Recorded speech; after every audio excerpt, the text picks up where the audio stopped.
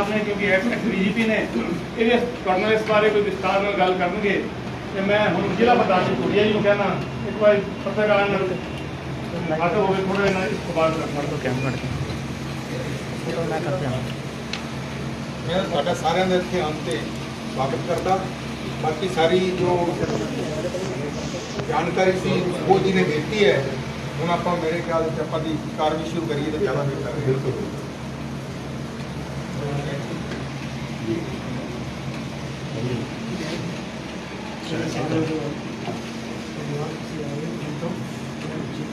मैं बड़े साल बाद इतने शहर का हूँ।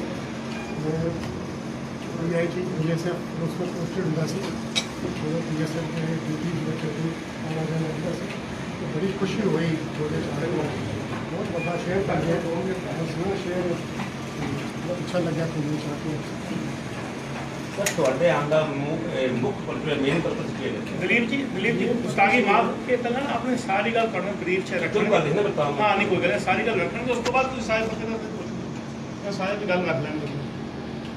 आज इतने आने का मकसद है जी BJP की सरकार मोदी जी की सरकार बीच में उन्होंने 8 साल पूरे क्या लगता सी जो पहला 5 साल निकल जाते हैं उन्होंने कंपेयर करते हैं कि पहला 5 साल कौन सीगा वो कंपेयर करते रहते हैं कि इन्होंने किया नहीं किया वो चंगी सी या ये चंगी है। लेकिन बाद 5 साल जो मिलते हैं वो वादे पूरे करने मिलते हैं ਜਿਹੜੇ ਵਾਅਦੇ ਕੀਤੇ ਗਏ ਸੀ ਇਲੈਕਸ਼ਨ ਉਹਨਾਂ ਨੂੰ ਪੂਰਾ ਕੀਤਾ ਜਾਵੇ। ਬਾਅਦ ਦੇ 5 ਸਾਲ ਆਉਣਗੇ ਉਹਦੇ ਵਿੱਚ ਜਿਹੜੇ ਲੋਕਾਂ ਦੇ ਐਸਪੀਰੇਸ਼ਨਸ ਹੈ ਹਿੰਦੁਸਤਾਨ ਦੀਆਂ ਐਸਪੀਰੇਸ਼ਨਸ ਉਹ ਪੂਰੀਆਂ ਕੀਤੀਆਂ। ਅਸੀਂ ਇਸ ਵੇਲੇ ਉਸ ਮੌਕੇ ਨੂੰ ਅੱਗੇ ਨਜ਼ਰ ਰੱਖਦੇ ਕਿ ਇਸ ਵੇਲੇ ਜੋ ਕੁਛ ਵਾਅਦੇ ਕੀਤੇ ਸੀਗੇ ਮੋਦੀ ਸਰਕਾਰ ਦੇ ਉਹ ਸਾਰੇ ਪੂਰੇ ਕੀਤੇ ਗਏ।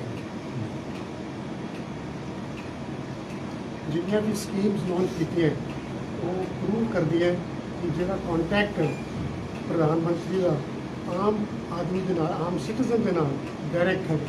जो कुछ भी वो करते हैं आम सिटीजन को नज़र रख के वो वास्ते करते हैं।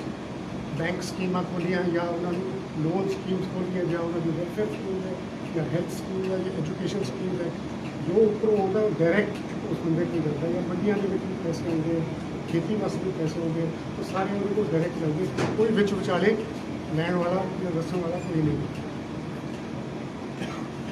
आयुष्मान भारत कार्ड ਜਿਹੜਾ ਚਾਲੂ ਕੀਤਾ ਮੋਦੀ ਸਾਹਿਬ ਨੇ ਚੱਲ ਰਿਹਾ ਕਾਫੀ ਦੇਰ ਤੋਂ ਕੁਝ ਟਾਈਮ ਪਹਿਲਾਂ ਪੰਜਾਬ ਸਰਕਾਰ ਵੱਲੋਂ ਪੇਮੈਂਟ ਨਹੀਂ ਕੀਤੀ ਗਈ ਜੋ ਆਪਣੇ ਡਾਕਟਰਾਂ ਵੱਲੋਂ ਰੋਕ ਲਗਾਏ ਗਏ ਨੇ ਪੇਮੈਂਟ ਨਹੀਂ ਹੋਈ ਤਾਂ ਉਹਨਾਂ ਨੇ ਕੰਮ ਬੰਦ ਕਰਤਾ ਪ੍ਰਾਈਵੇਟ ਹਸਪਤਾਲਾਂ ਨੇ ਕੀ ਕਹਿਣਾ ਚਾਹੋਗੇ ਉਸ ਬਾਰੇ? ऐसी कोई गल नहीं है पैसे मिल रहे हैं ये सेंटर सरकार दे रही है लोकल सरकार नहीं दे रही ਤਾਂ ਕਿ ਇਲਾਜ ਲੋਕਾਂ ਦਾ और कार्ड बंद हो चुके हैं इस टाइम कई लोकल सरकार के बारे की कह सकते हैं की खास स्कीम लॉन्च की एजुकेशन स्कीम्स लॉन्च की स्कूल 6 लाख को ज़्यादा स्कूल हमें खड़े कर देते हैं। मेरे भी क्लास के बच्चे एजुकेशन कर देते हैं बहुत बड़ी कॉलेज स्कूल यूनिवर्सिटी या एम्स के चालू कर देते हैं। तो ये मेडिकल एजुकेशन हर वर्ग उन्होंने हर अदारे स्कीम जो इन्हों की लिस्ट ये पढ़ भेजिए तो सिख खेतर वास्ते केंद्र सरकार का फाजिलका जिले वास्ते फिरोजपुर वास्ते गुरदासपुर वास्ते अमृतसर वास्ते की खास है केंद्र सरकार की? सरकार ने तो देखो जी डिमांड सी पहला खेती के वो ये सी कि जी कमेटी बनाई गई सी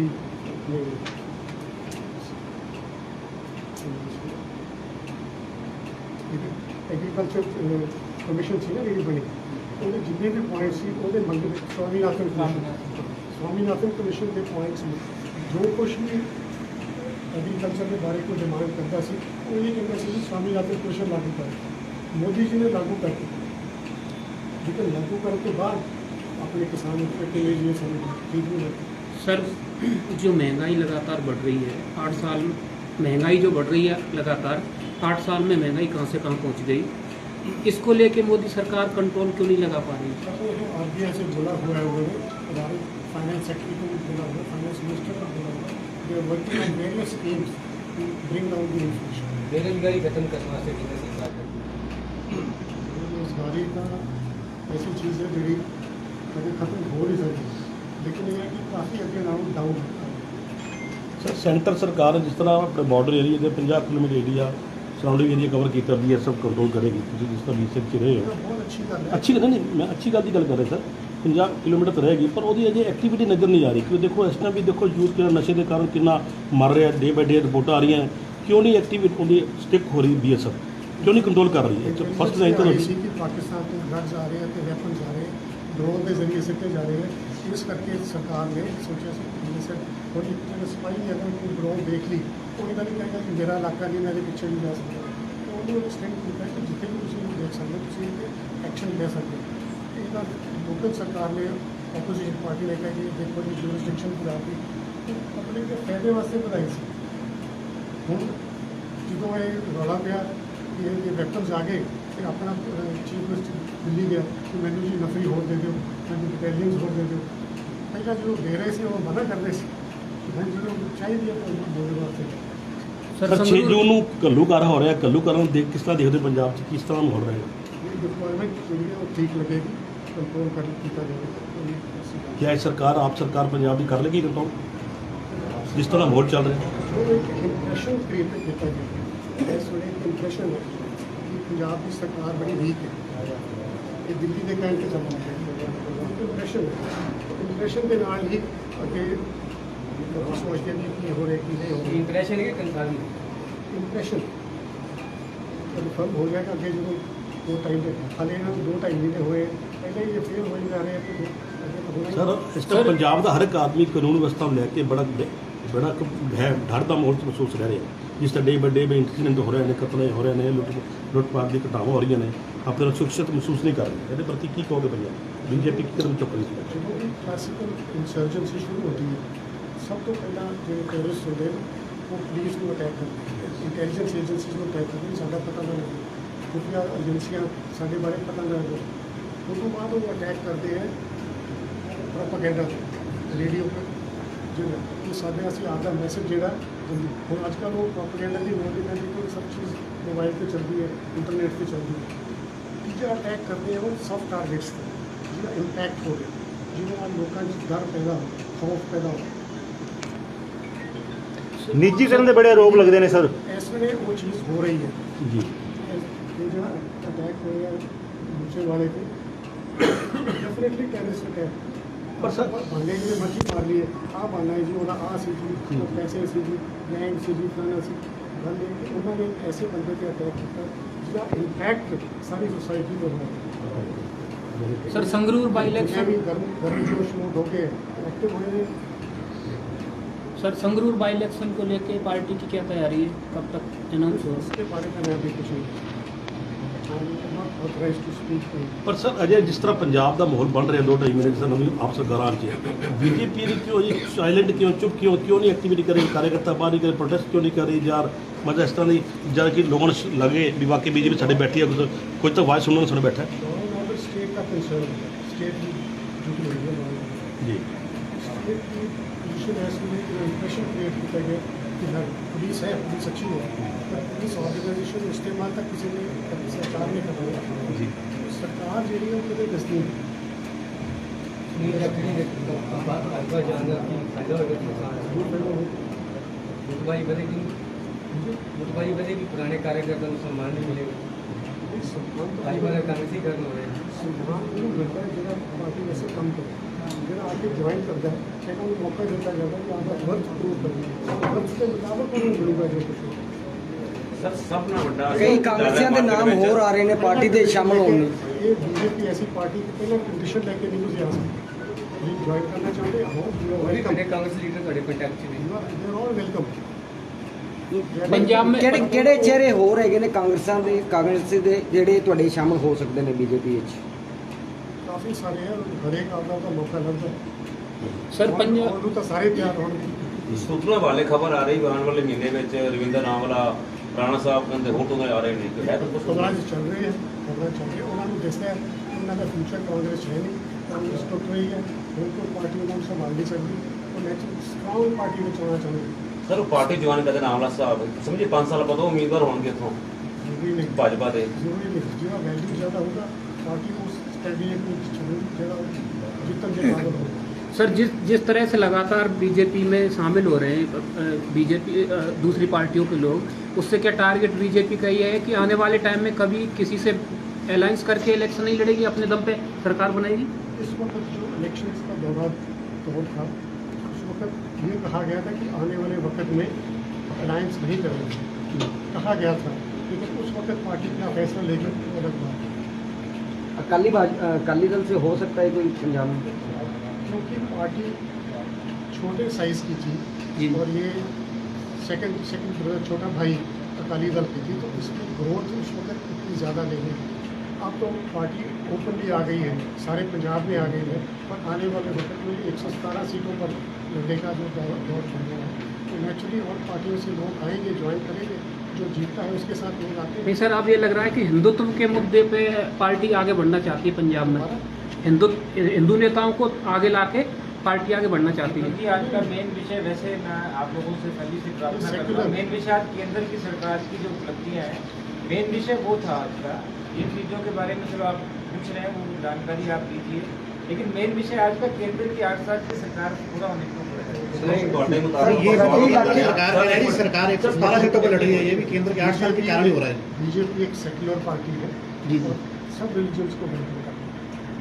सर पेट्रोल ਨੂੰ ਲੈ ਕੇ ਲੋਕਾਂ ਦੇ ਮੋਟਸ ਬਹੁਤ ਜ਼ਿਆਦਾ ਦਿੱਕਤ ਆ ਰਹੀ ਹੈ ਵੀ ਪਹਿਲਾਂ 70 ਤੋਂ 80 90 100 ਗਿਆ, ਘਟਾਤਾ 5 ਰੁਪਏ, ਫਿਰ 105 करके फिर घटाता 10 रुपये, यानी 80 रुपये पेट्रोल फिर 95 रह गया 65-70 का। इस गवर्नमेंट के पेट्रोल का सिस्टम जो है ओपन मार्केट में मार्केट के सामने रेट्स वादे करते रहते हैं। तो कंपनीज हैं, तो कंपनीज ने कितों जाना है, सस्ता जाना है, ओपन मार्केट का सिस्टम। सर जम्मू कश्मीर से जिस तरह फिर टारगेट किलिंग स्टार्ट हो गई ਉਹਦੇ ਪ੍ਰਤੀ ਲੋਕਾਂ 'ਚ ਫਿਰ ਮੈਸੇਜ ਨੈਗੇਟਿਵ ਜਾ रोज पैदा करने वास्ते ਜੀ ਜੀ ਉਹਦੇ ਵਾਸਤੇ ਫਿਰ ਮਤਲਬ ਬੀਜੇਪੀ ਆਪਣੀ ਸਰਕਾਰ ਕੀ ਕਿਸ ਤਰ੍ਹਾਂ ਕਦਮ ਚੁੱਕ ਰਹੀ ਹੈ? बड़ी स्ट्रांगली जरा इस काम में मतलब 2 घंटे चाप मारे जाते जी सर आने वाले दो साल में ऐसा बड़ी इंसर्जेंसी नहीं चल रही कि हल्के कब्जे करके बैठे हैं तो उसको लड़के होंगे आर्मी ना लग गए इतना दुखे कोई होंगे 2-4 दिन बाद मर जाएंगे। प्रधानमंत्री जी खुद गए हुए हैं आज। सर आने वाले 2 साल में क्या कुछ अचीव करने का प्लान रखा है बीजेपी ने, क्या जो उपलब्धियां हासिल करना चाहती है, क्योंकि 2 साल बाद इलेक्शन भी आने, टारगेट क्या रखा है? मैंने पहले आपको अर्ज किया है, ये जो 5 साल थे हमारे, इसमें हमने वो जो वादे पुराने किए थे वो पूरे करने थे और अभी तक तकरीबन 99% पूरे हो गए हैं। तो आने वाले जो 5 होंगे उसमें हम पब्लिक हिंदुस्तान की जो पब्लिक के एस्पिरेशंस हैं उनको पूरा करें। ਸਰ ਲੱਗਦਾ ਨਹੀਂ ਕਿ ਸਰਹੱਦੀ ਇਲਾਕਿਆਂ ਦੇ ਅੰਦਰ ਬੜੀ ਵੱਡੀ ਕਮੀ ਹੈ, ਐਜੂਕੇਸ਼ਨ ਦੀ ਲੈ ਲਈਏ, ਚਾਹੇ ਬਾਰਡਰ ਸਰਹੱਦੀ ਪਿੰਡਾਂ ਦੇ ਲੋਕਾਂ ਦੀ ਲੈ ਲਈਏ, ਮੁਸੀਬਤਾਂ ਨੂੰ ਲੈ ਕੇ ਜੋ ਹਜੇ ਤੱਕ ਹੱਲ ਨਹੀਂ ਹੋਈ, ਚਾਹੇ ਕੰਡਿਆਲੀ ਤਾਰ ਤੋਂ ਪਾਰ ਦੀ ਗੱਲ ਕਰ ਲਈਏ, ਕਿ ਬੜੀ ਵੱਡੀ ਸਮੱਸਿਆ ਜਿਹੜੀ ਲੋਕਾਂ ਨੂੰ ਵੇਖਣ ਨੂੰ ਮਿਲਦੀ ਹੈ। कंडियाली पार्क में जो एजुकेशन सुविधाएं हैं ਕਿਸਾਨਾਂ ਦੀ ਗੱਲ ਕਰ ਰਹੇ ਹਾਂ, ਐਜੂਕੇਸ਼ਨ ਦੇ ਡਿਪਾਰਟਮੈਂਟ ਦੇ ਅਕੋਰਡਿੰਗ ਵੀ ਜਿਹੜਾ ਸਰਹੱਦੀ ਇਲਾਕੇ ਦੇ ਅੰਦਰ ਕੋਈ ਵੱਡੀ ਅਚੀਵਮੈਂਟ ਜਿਹੜੀ ਸੈਂਟਰ ਦੀ लेटेस्ट रिजल्ट जो निकले ऑल इंडिया का उधर पंजाब सब तो आगे सर केजरीवाल कोशिश कर रहे हैं कि मैं दिल्ली मॉडल लेवा पंजाब मॉडल हो तो बड़ा चंगा है वो टाइम में रंग रोगन नहीं करता स्टूडेंट का एक असली एजुकेशन का असली दे रहे हैं। ਸਰ ਦੀ ਗੱਲ ਕਰੀਏ 10 ਸਾਲ ਰਾਜ ਕੀਤਾ ਕੰਟੀਨਿਊ ਅਕਾਲੀ ਦਲ ਭਾਜਪਾ ਨੇ, ਉਸ ਬਿੱਲ ਪਾਸ ਕੀਤੇ ਮੋਦੀ ਸਾਹਿਬ ਨੇ, ਉਹ ਇਲੈਕਸ਼ਨ ਹੋਏ 2 ਸੀਟਾਂ ਆਈਆਂ ਨੇ, ਉਪਲਬਧੀ ਸੀ ਜਾਂ ਉਹ ਬੈਕਵਰਡ ਦੀ ਪਾਰਟੀ ਆਈ ਜਾਂ ਕੇਵਲ ਜੀ ਬਿੱਲ ਪਹਿਲਾਂ ਪਾਸ ਕੀਤੇ 2 ਕਿਸਾਨਾਂ ਧਰਨਾ ਲਾਇਆ ਇੱਥੇ, ਫਿਰ ਪਾਰਟੀ ਦੇ ਬਿੱਲ ਕੈਂਸਲ ਕੀਤੇ, ਕਿਸਾਨੀ ਬਿੱਲ ਦੀ ਗੱਲ ਫਿਰ ਧਰਨਾ ਵੀ ਲੱਗਿਆ ਰਿਹਾ, ਉਹਨੂੰ ਕੀ ਸਮਝਿਆ ਆਪਾਂ ਮੋਦੀ ਉਪਲਬਧੀ ਸਮਝੀਏ ਜਾਂ ਬੈਕਵਰਡ ਤੇ ਗਏ ਗਲਤੀ ਕਰ ਬੈਠੇ ਮੋਦੀ ਸਰਕਾਰ ਕੋਈ ਬੈਕਵਰਡ ਤੇ ਆ ਗਈ ਲੈਣੇ ਪਏ ਬਿੱਲ? ਸਾਰੀ ਗੱਲਾਂ ਵਿੱਚ ਕੋਈ ਕਮੀ ਨਹੀਂ ਸੀ, ਕਮੀ ਸੀ ਤਾਂ ਸਮਝਣ ਦੀ ਕਮੀ ਸੀ। ਕਿਸਾਨਾਂ ਨੂੰ ਅੱਗੇ ਮੂਹਰੇ ਲਾ ਕੇ ਉਂਗਲ ਦੇ ਕੇ ਖੜਾ ਕੀਤਾ ਗਿਆ ਸੀ ਵਾਮਪੰਥੀ ਪਾਰਟੀਆਂ। वामपंथी पार्टियाँ जो हैं अक्सर ये वो फैसला होना नहीं है। अगर उस वक्त नेगोशिएशन के नाल किसान अपने जो चेंजेस कराना चाहते थे करा के तो सब जित के आने ताड़ियाँ बजदियाँ पंजाब च यहाँ कुछ ना कुछ चीज़ करके कुछ साल बाद आगे कानून तो वापस हो गए तो मिला कि इन्होंने हम भी वही मंशा मंगी जाते हैं आ गए तो आओ देखो आ गए।